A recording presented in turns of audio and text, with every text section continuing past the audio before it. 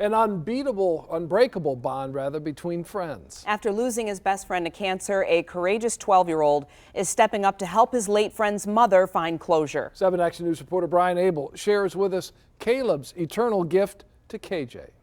He's collected over 900, and that's not including the bottle. Before we can tell you about this moment and these joyful tears from San Singleton, we need to go back to this time last year, when her son, 12-year-old KJ Gross, defeating cancer twice in his young life and being free for 6 years, landed back in the hospital from congestive heart failure. We packed up and we moved into the hospital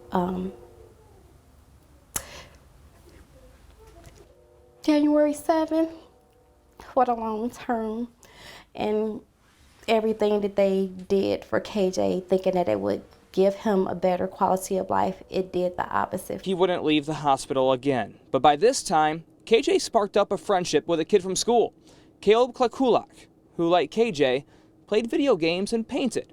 They were inseparable.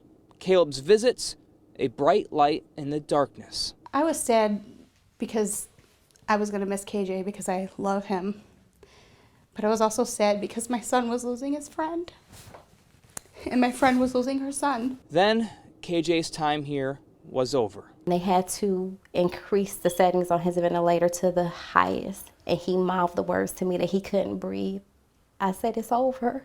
This memorial to KJ now sits in San's Warren backyard because after quitting work to be with her son and now raising her 5 surviving kids, she wasn't able to buy a gravestone at KJ's burial plot, which brings us back to this moment.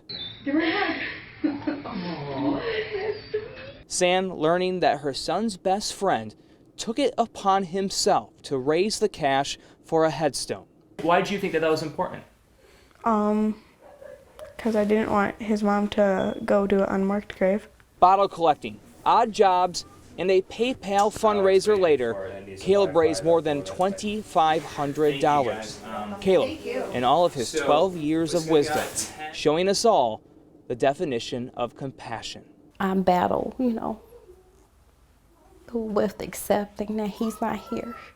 I knew that they loved my son when he was alive, but I really, really know that they love my son because even in his passing, they're still trying to help me. And as you can imagine, a pretty difficult holiday season, the first Christmas without KJ, but all of them, both Caleb as well as Caleb's mom and KJ's mom, they all went today to pick out a new gravestone for KJ.